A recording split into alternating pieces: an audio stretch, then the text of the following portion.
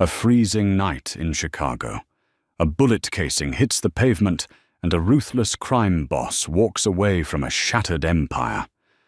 But nothing could prepare him for a dingy grocery store run where he locks eyes with a struggling cashier and the 4-year-old girl holding her hand.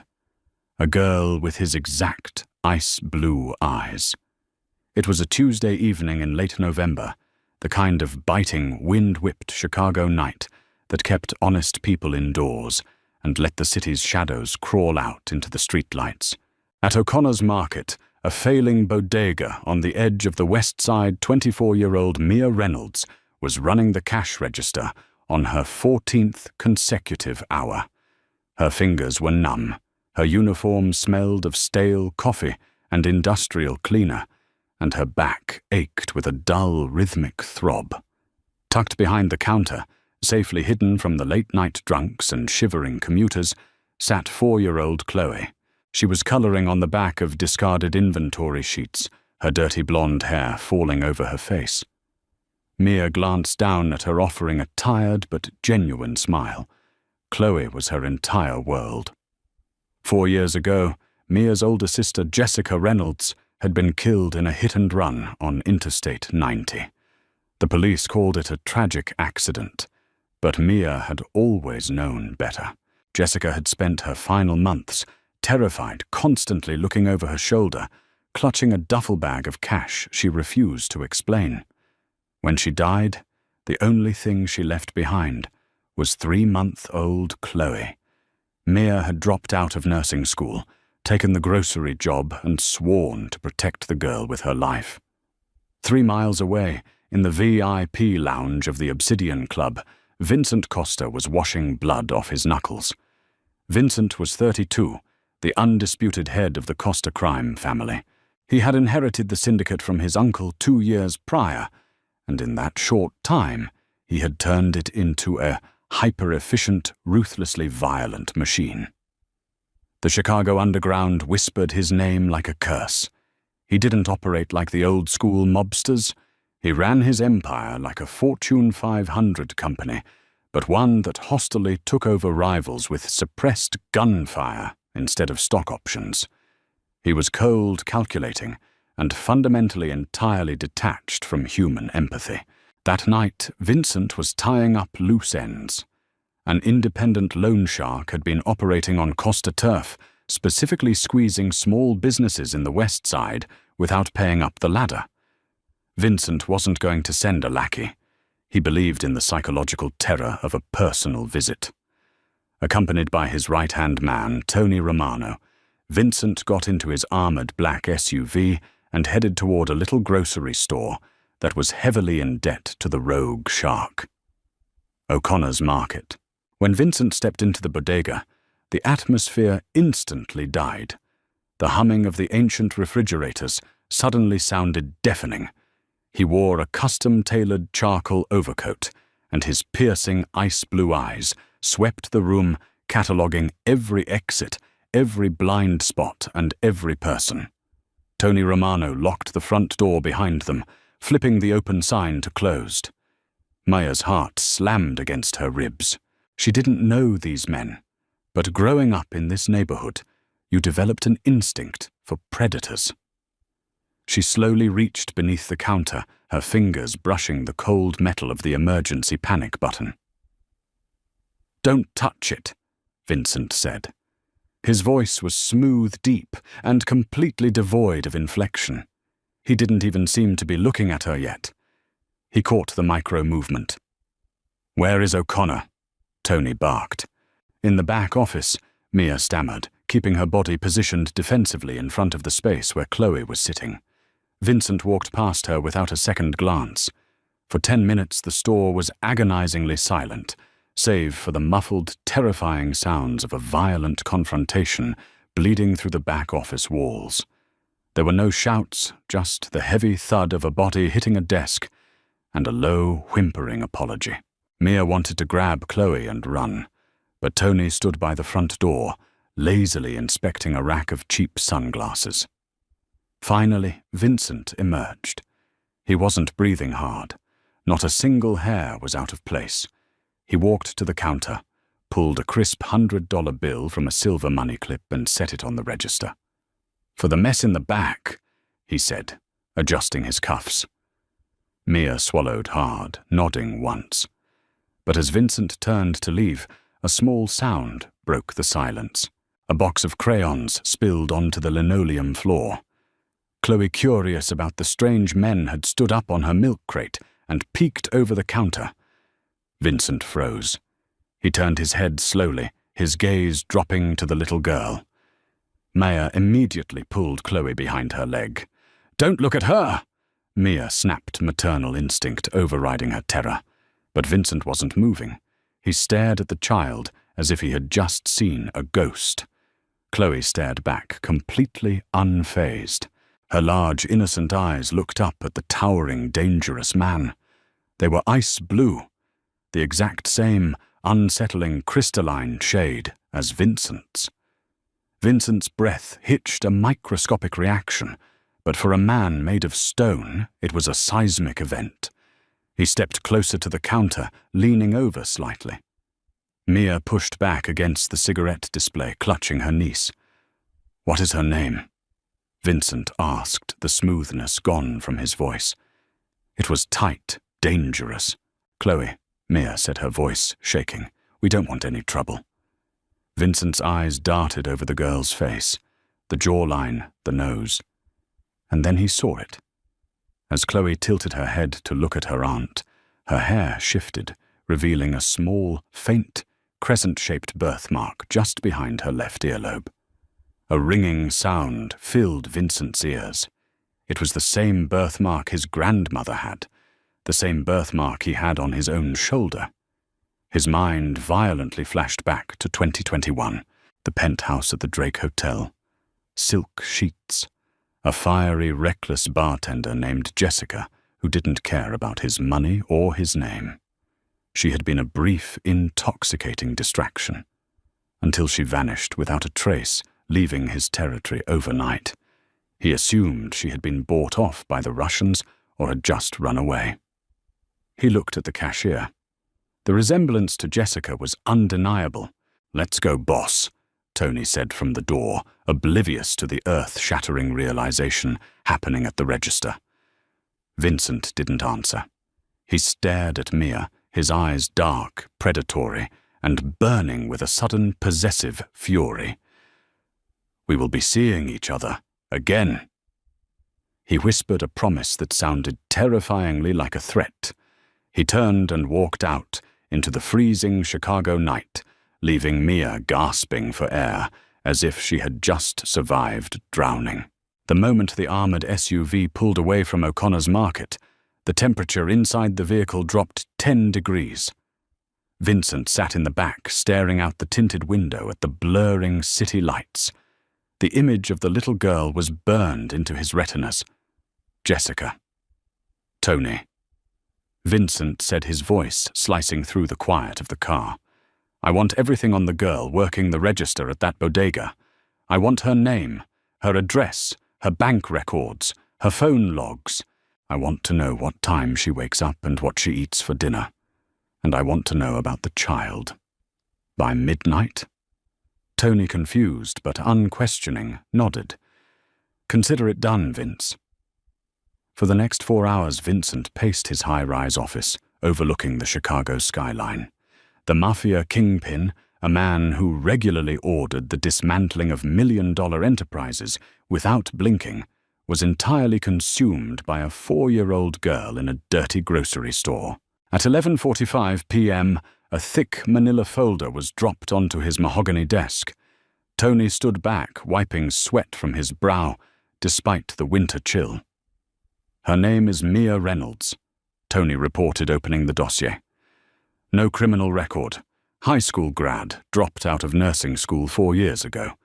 She lives in a run-down walk-up on 42nd Street, barely making rent. She's the legal guardian of the kid Chloe." Vincent flipped a page, his jaw clenching. "And the mother? Deceased. Sister named Jessica Reynolds. Died in a hit-and-run on the interstate 4 years ago." Case went cold. Tony paused, noticing the dangerous glint in Vincent's eye. "Boss, if I may, why the sudden interest in a civilian cashier?" Vincent slid a printed photograph of Jessica Reynolds across the desk. Next to it, he placed a surveillance still of the little girl from the bodega's security feed, which Tony's hackers had already breached. "Look at the dates, Tony. Jessica disappeared in March 2021. The girl is 4. Vincent leaned forward, placing his hands flat on the desk. Jessica was running. Not from my enemies. She was running from me, hiding my blood. Tony's eyes went wide as the realization hit him. The boss had a kid, an heir. In their world, a secret heir was both a massive vulnerability and a sacred treasure. "What do you want to do, boss? I can have a team at her apartment in 10 minutes. We take the kid, leave the aunt a bag of cash, and that's it." Vincent stared at the photo of Mia fiercely clutching Chloe in the grainy security footage. Ripping the child away from the only mother she knew would cause trauma, and Vincent surprisingly felt a strange protective barrier form in his mind. But leaving his blood in poverty in a dangerous neighborhood raised by a mere cashier, absolutely unacceptable. "No," Vincent said softly. "I don't just want the child, Tony. I want absolute control over the entire situation. I want them both. Set the trap." Over the next 48 hours, Mia's already fragile life began to systematically collapse, orchestrated by the invisible hand of the Costa family. It started on Thursday morning. Mia woke up to find an eviction notice taped to her apartment door, citing a sudden obscure violation of the lease. When she called her landlord, the phone line was disconnected. Desperate, she went to the bank to withdraw her meager savings, only to be told by a nervous teller that her account had been frozen due to suspicious activity. By Friday evening, she was fired from O'Connor's market. Mr. O'Connor couldn't look her in the eye, simply handing her a final paycheck and locking the door behind her. Mia was terrified. She was entirely isolated, penniless, and facing the weekend on the streets of Chicago with a 4-year-old. She packed their few belongings into a pair of duffel bags, her hands shaking, as she tried to put on a brave face for Chloe, who sat on the worn-out rug, clutching a stuffed bear. "Are we going on an adventure, Auntie Mia?" Chloe asked innocently. "Yes, baby," Mia choked out, fighting back tears. "A big adventure." Just as she zipped the second bag, the heavy wooden door of her apartment clicked.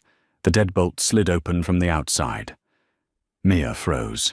She grabbed a heavy cast-iron skillet from the kitchenette, pushing Chloe behind the sofa. "Stay down," she whispered fiercely. The door pushed open, and in walked Vincent Costa. He looked entirely out of place in the cramped, water-damaged apartment. His tailored suit and polished shoes screamed wealth, power, and danger.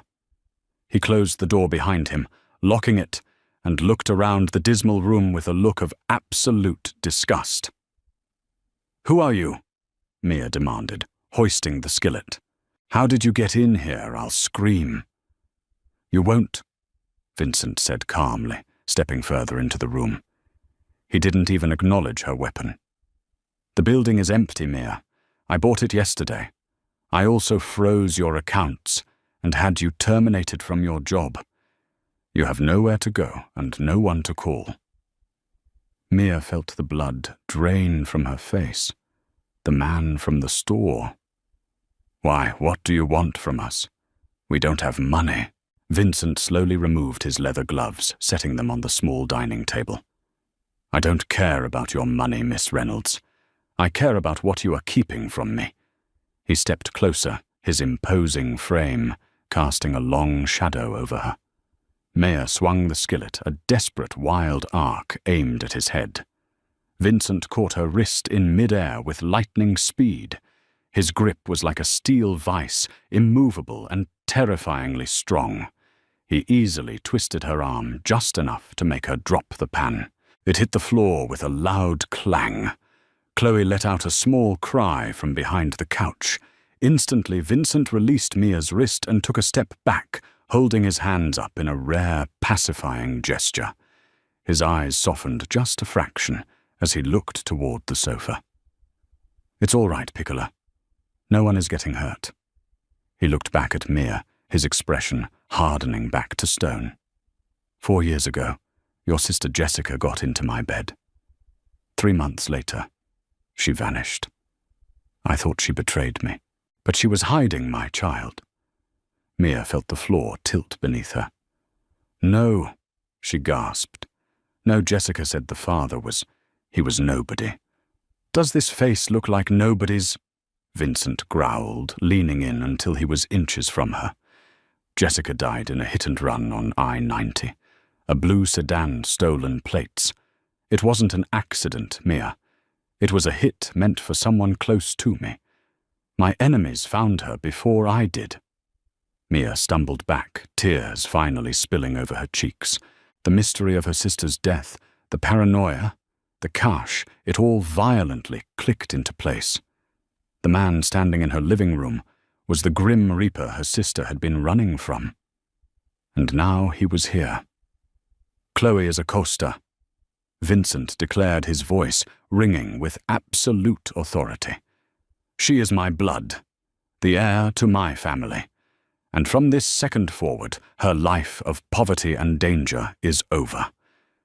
Mia wiped her tears, a fierce, protective rage suddenly igniting in her chest. "You're a monster, a criminal. I won't let you take her into that life. I have guardianship, I'm her mother." Vincent looked at her truly, looking at her for the first time. He saw the fire, the defiance. Most grown men wet themselves when he spoke to them like this. This tiny, broke-exhausted cashier was willing to fight the most dangerous man in Chicago bare-handed. A dark, calculating smirk touched the corner of his lips. "I know you are her mother, Mia," Vincent said, smoothly reaching into his coat pocket. He pulled out a thick envelope and tossed it onto the table. "Which is why I am not taking her away from you.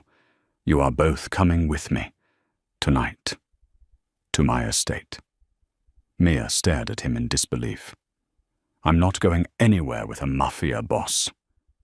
Vincent stepped into her personal space, his scent of bergamot and gun oil wrapping around her. "You misunderstand, Miss Reynolds," he whispered dangerously. "That wasn't an invitation. It was a decree. You can walk out of that door as a guest under my protection, or my men can carry you out. But my daughter is coming home. Choose." The drive to the North Shore was a blur of freezing rain and deafening silence. Mia sat in the back of the armored Cadillac Escalade, her arms wrapped fiercely around Chloe, who had fallen asleep against her chest. Vincent sat opposite them, a silent sentinel in the dim cabin light. He didn't look at his phone. He didn't speak to his driver. His ice-blue eyes remained fixed on the two women who had just violently upended his meticulously ordered universe. They pulled through towering wrought-iron gates into a sprawling, secluded estate in Lake Forest. The property was a fortress, disguised as a billionaire's retreat, surrounded by dense winter woods and a state-of-the-art perimeter defense system. "Welcome home," Vincent murmured, the heavy car door swinging open to reveal a line of quiet, professional staff waiting on the limestone steps. For the first 2 weeks, Mia treated the Lake Forest mansion like a maximum security prison. She refused to let Chloe out of her sight, rejecting the team of elite nannies Vincent had flown in from Manhattan. She also refused to wear the wardrobe of designer clothes tags from Neiman Marcus and Saks Fifth Avenue still attached that had been aggressively stocked in her massive walk-in closet. Instead, she washed her faded jeans and oversized sweaters in the palatial ensuite bathroom sink. Vincent, however, was a man of terrifying patience. He didn't force Mia to integrate. He simply observed. The real shift began with Chloe. The 4-year-old had zero concept of mafia syndicates or blood money. She only knew that the scary man in the suit lived in a castle and let her eat gelato for breakfast. Vincent, a ruthless killer who commanded an army of lethal men, was entirely disarmed by his daughter. One evening in late December, Mia walked into the Grand Library and froze. Vincent was sitting on a Persian rug, worth more than Mia's life, his expensive suit jacket discarded. Chloe was aggressively brushing his dark hair with a pink plastic comb, explaining the complex political hierarchy of her stuffed animals. Vincent was listening with the intense, deadly focus he usually reserved for cartel negotiations. "The bear is the boss," Vincent confirmed, his deep voice deadpan. "No, the bunny is the boss," Chloe corrected, tapping his forehead with the comb. "The bear is just big." Vincent's mouth twitched into a rare, genuine smile. It transformed his harsh, angular face into something breathtakingly handsome. He caught Mia staring from the doorway, and the smile faded, replaced by a heavy, unreadable gaze. "She has your stubbornness," Vincent said, quietly, standing up and smoothing his hair. "She has your eyes," Mia replied, crossing her arms defensively. "And your temper when she doesn't get her way." Vincent slowly closed the distance between them. The air in the library suddenly felt impossibly thick. Mia's breath hitched as he stopped mere inches from her. She expected intimidation, but instead he reached out his calloused thumb, gently brushing a stray lock of hair behind her ear. "I bought this estate 3 years ago," Vincent murmured, his voice a low rumble that vibrated in her chest. "I filled it with imported art guards and weapons, but it was dead. You brought life into my house. Mia. Both of you." Mia swallowed hard, her heart pounding a frantic rhythm against her ribs. "We're not a family, Vincent. You're holding us hostage with a platinum credit card." "You are free to leave," Vincent said, his eyes darkening with sudden intensity. "But she stays. And out there without my protection, the men who killed your sister will eventually find you. Dominic Marone hasn't stopped looking for the woman who disappeared with a Costa heir." Mia's blood ran cold. "Marone, the head of the West Side outfit," Vincent explained grimly. "Jessica stole ledgers from one of my clubs to use as leverage to escape my world. Marone intercepted her. He wanted the ledgers to dismantle me, but when his men ran her off, I-90, they didn't find the books. They only found an empty car seat. He has been hunting the missing child ever since knowing she is the ultimate bargaining chip." Before Maya could process the horror of her sister's final moments, the heavy oak doors of the library burst open. Tony Romano stormed in his face, pale, an AR-15 rifle gripped tightly in his hands. "Boss," Tony breathed, locking eyes with Vincent. "Perimeter is breached. Marone's hit squad. They bypassed the eastern gate.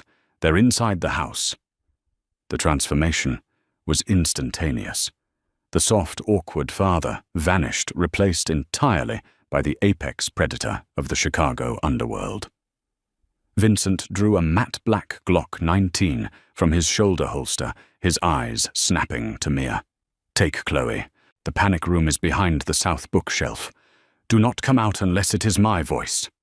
Vincent commanded, his tone leaving absolutely zero room for argument. "What about you?" Mia asked, panic finally clawing at her throat as the muffled, terrifying crack of suppressed gunfire echoed from the foyer. "I am going to remind Dominic Marone why he should be afraid of the dark," Vincent sneered. Mia grabbed Chloe, who was now crying softly, and sprinted for the bookshelf.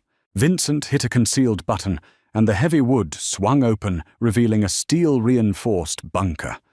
As Maya pulled her niece inside, she looked back just in time to see Vincent rack the slide of his weapon and step out into the hallway, walking straight into the crossfire. The heavy steel door sealed shut with a hiss. For 20 agonizing minutes, Mia sat in the dimly lit bunker, holding Chloe to her chest, listening to the muffled sounds of absolute warfare tearing through the beautiful mansion.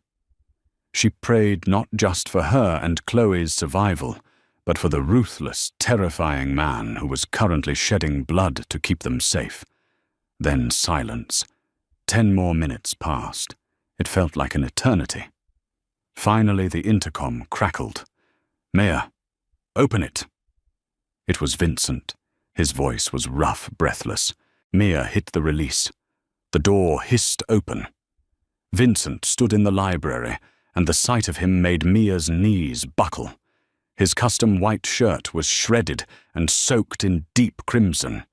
He had taken a bullet to the lower abdomen and a grazing shot to his left shoulder. Behind him, the library was a war zone of shattered glass and ruined antiques. He took one step toward them, dropped his gun and collapsed onto the Persian rug. "Vincent!" Mia screamed. She handed Chloe her phone. "Watch your cartoons, baby, turn it up loud," and dropped to her knees beside the Mafia boss. Her dormant nursing school instincts violently kicked in. She ripped his ruined shirt open, exposing the gunshot wound. It was a through and through, but he was losing blood fast. "Tony," she screamed toward the hallway. "Get a med kit now." Vincent grabbed her wrist, his grip surprisingly strong despite the blood loss. He looked up at her. His ice-blue eyes, hazy, but fiercely focused on her face. "Marone is dead," he choked out, coughing weakly. "His men are dead. You are safe." "Shut up and hold still," Mia ordered, pressing her hands brutally hard against his stomach to stem the bleeding. "You're not dying on me, Costa. You owe me back pay for forcing me to quit my job." A low, raspy chuckle escaped Vincent's lips, turning into a wince. "You're magnificent," he whispered, his bloody hand lifting to cup her cheek, smearing crimson on her pale skin. "Jessica gave me an heir. But you are the queen." Tony burst into the room with a massive trauma kit and 2 of Vincent's surviving guards. Mia didn't step back. She barked orders, packing the wound with hemostatic gauze and applying a pressure dressing with the ruthless efficiency of an ER veteran. Hours later, the mansion was secured. An underground mob surgeon had arrived, stitched Vincent up, and pumped him full of fluids and antibiotics. It was 4 a.m. Vincent was lying in his massive king-sized bed, pale but stable.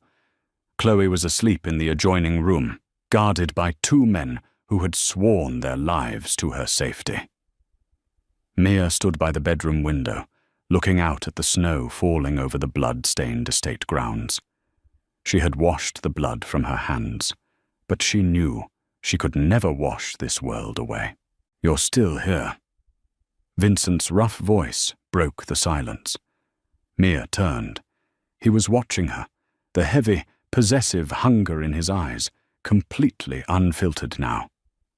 "I told you I'm not leaving without my niece," Mia said, her voice softer than it had been in weeks.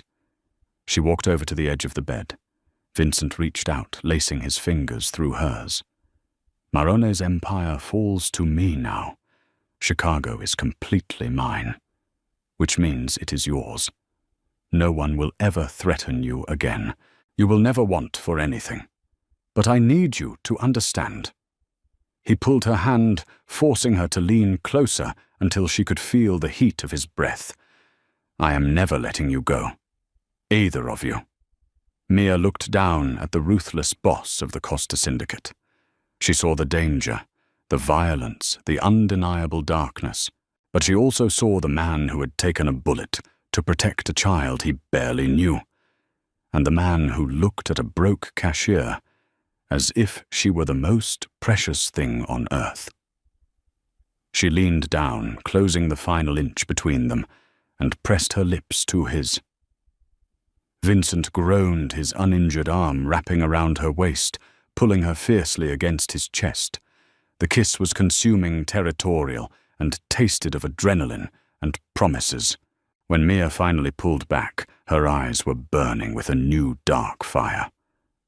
"If we're doing this," Mia whispered, brushing her thumb over his jawline, "we do it my way.